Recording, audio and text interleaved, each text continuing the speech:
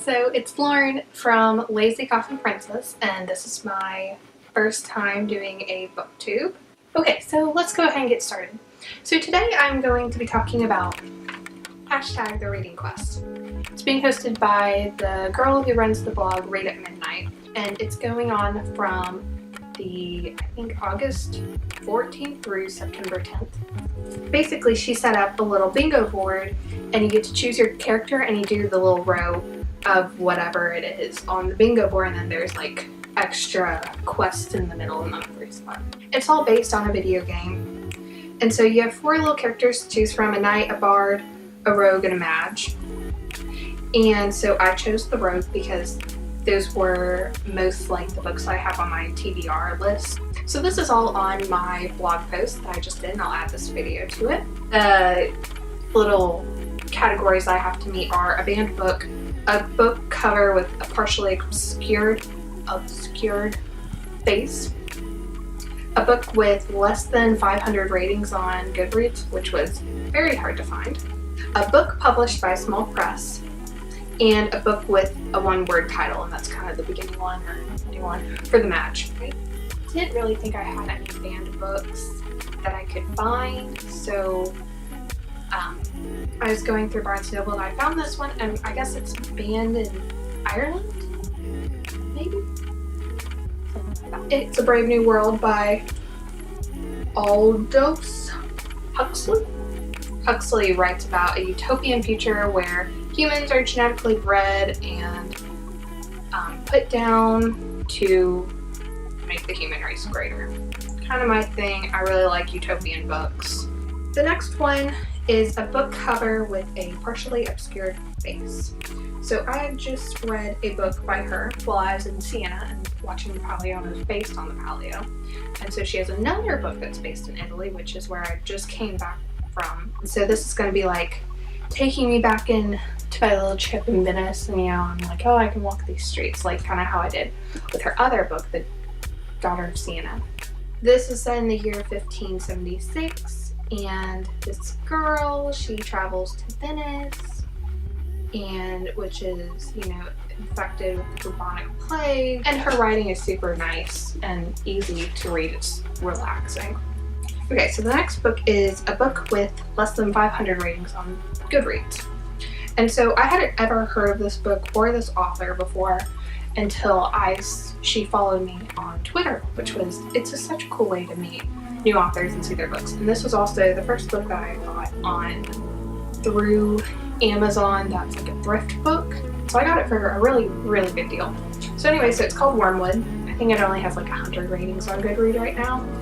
And it's pretty dark, it's about half angels and humans and final judgment, and it's really, really dark and about the end times. And so, like, again, it's kind of like a dystopian almost. So I'm gonna try to read this for a book with less than 500 ratings, and hopefully I'll be able to have a review of it by the end of August.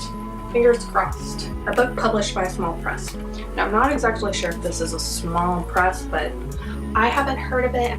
So anyway, so this is The Lightkeepers, and I looked it up on Goodreads, but I think it's about a girl, and she runs away to an island, and basically they have to survive there.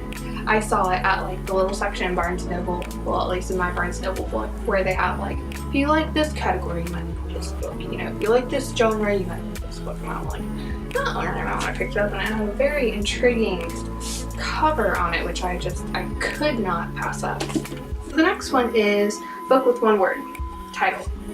And so many people have raved about this book, and I bought it kind of on a whim.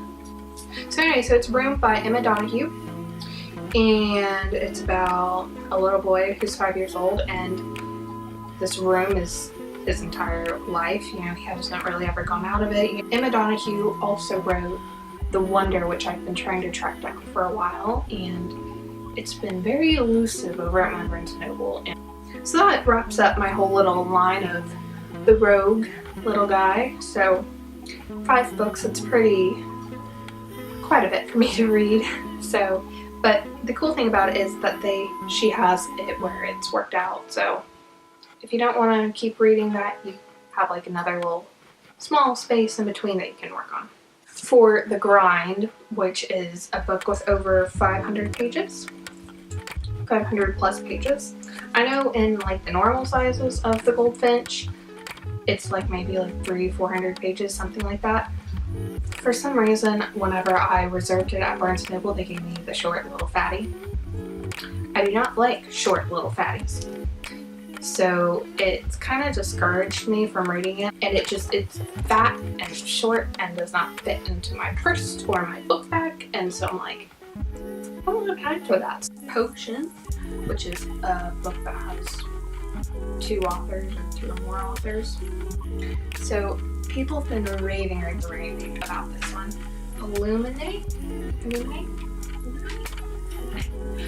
And it has 2 authors. And I got it off a book depository for super cheap.